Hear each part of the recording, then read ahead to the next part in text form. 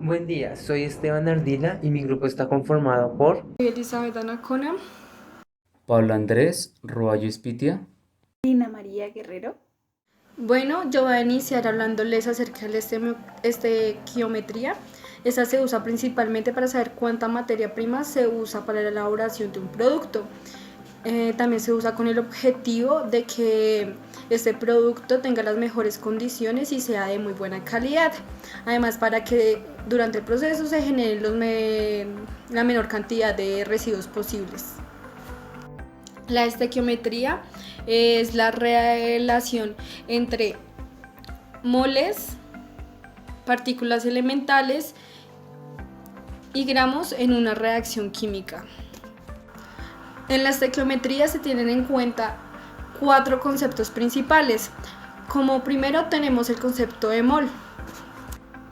El mol es una unidad de medida que sirve para medir la cantidad de una sustancia que contiene ciertas partículas elementales. Un mol de cualquier sustancia tiene la misma cantidad de partículas elementales. Esta cantidad corresponde a...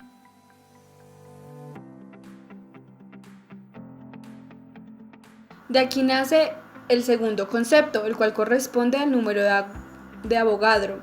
Este hace referencia a la cantidad de partículas elementales que hay en un mol,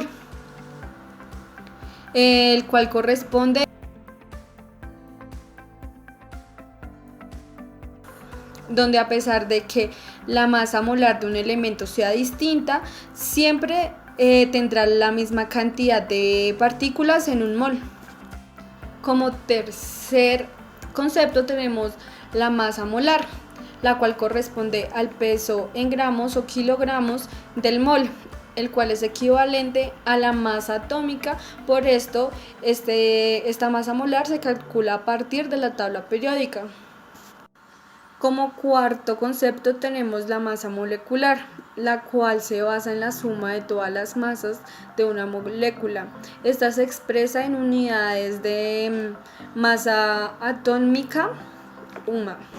Hablando un poco más a fondo de estequiometría, encontramos los reactivos estequiométricos, en donde para entender un poco más a fondo sobre este tema, debemos conocer el significado de un reactivo, el cual nos dice que un reactivo es una sustancia o compuesto añadido a un sistema para provocar una reacción química o añadido a probar si se puede una reacción.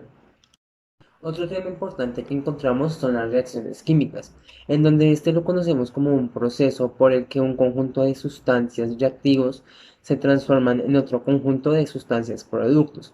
Esto como tal transcurre normalmente con cambios notables de propiedades físicas, como lo son el cambio del color, formación de precipitado, desprendimiento de gas, desprendimiento o absorción de calor. En caso contrario, pues podemos lograr hacer un análisis químico, pues para poder saber el lugar y la determinación de una reacción química. Hablando un poco de reacciones químicas, transformación, productos, encontramos la interpretación en términos atómicos moleculares, lo cual pues son microscópicos, en donde nos dice que las moléculas de reactivos reaccionan entre sí. En la proporción indica que por los coeficientes estequiométricos intercambian átomos, uno o en varios pasos, y generan productos, pues la proporción de estas moléculas, productos generan. Y por último, y no menos importante, encontramos las ecuaciones químicas estequiométricas, en donde conocemos que una ecuación química balanceada es la receta de una reacción. ¿Esto qué quiere decir? Contiene una lista de todos los reactivos y los productos, así como sus proporciones relativas. El uso de esta ecuación química balanceada la podemos utilizar para calcular las cantidades de reactivos y los productos que como tal son llamados estequiometría. Proceso de combustión. El proceso de combustión es el conjunto de procesos físico-químicos en los que un combustible se oxida en presencia de un elemento comburente, desprendiendo luz y calor en forma de llama, junto a otros productos químicos resultantes de la reacción. Como se observa en la ecuación, la oxidación del carbono resulta en la formación de dióxido de carbono, conocido como gas de efecto invernadero.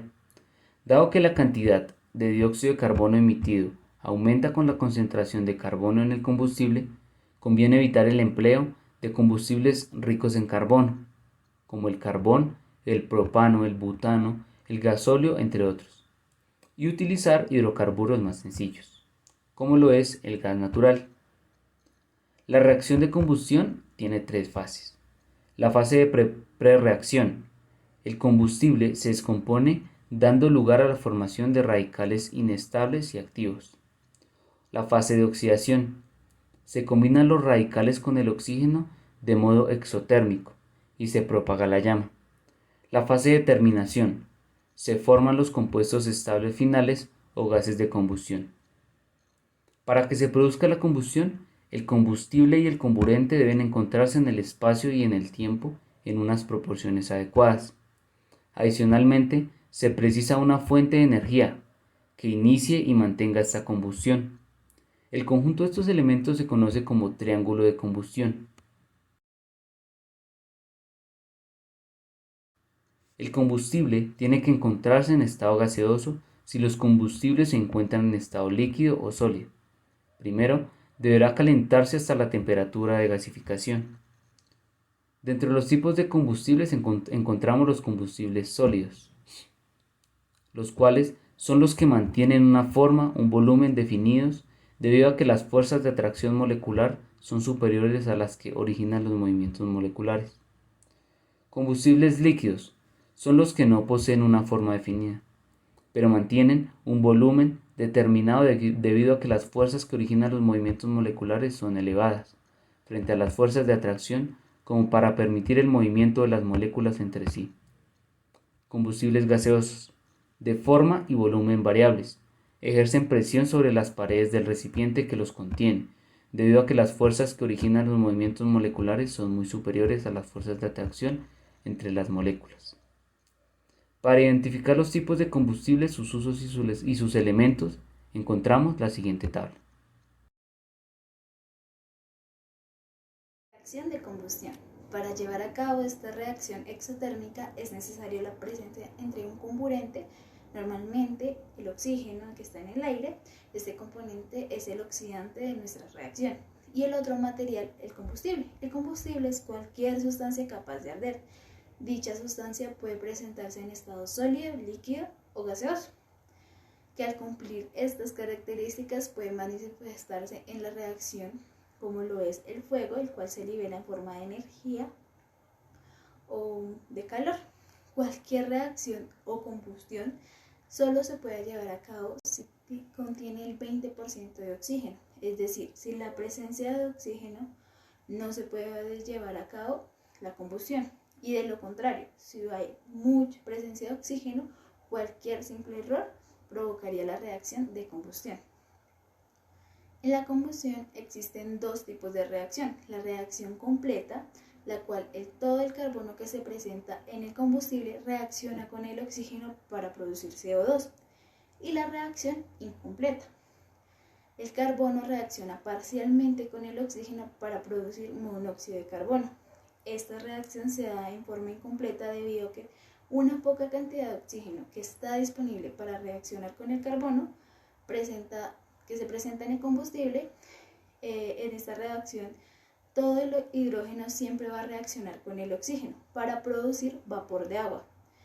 Estas son las reacciones principales o las más importantes para este proceso de combustión.